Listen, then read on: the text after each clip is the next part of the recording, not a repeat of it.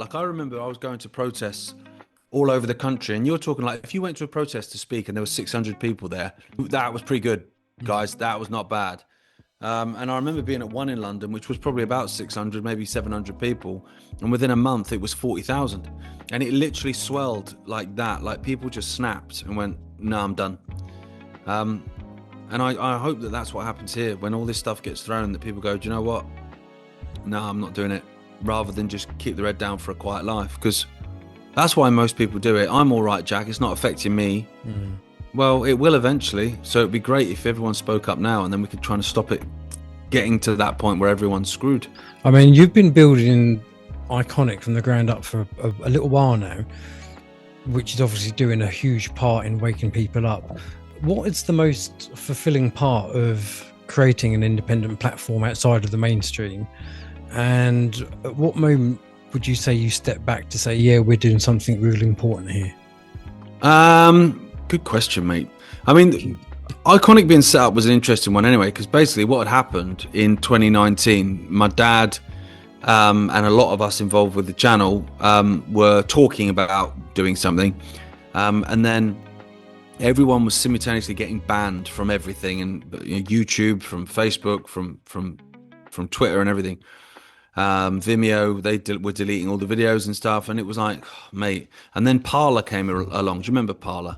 Out of the United States, there was supposed to be like a free speech Twitter, basically. Okay. So they emerged, and everyone sort of moved into Parler in the first couple of weeks, and then they collapsed down because they had Amazon servers. And so we realized then, hang on a minute, if 1% of your infrastructure is reliant on these goblins, then they can pull that at any point and pull the whole thing down. So at that point, it was like, right, we need to make everything in-house, everything independent, and go for it.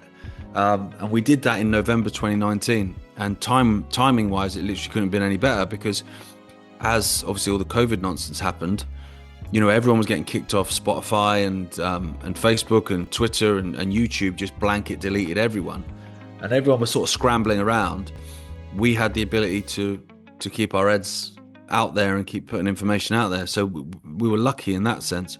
For me, though, like, one that was really important was the Midazolam stuff. It's obviously massive now, and people are talking about it now. But in those early days, you had a solicitor called Claire Wills Harrison. She was working through care homes as a solicitor, but within the care sector.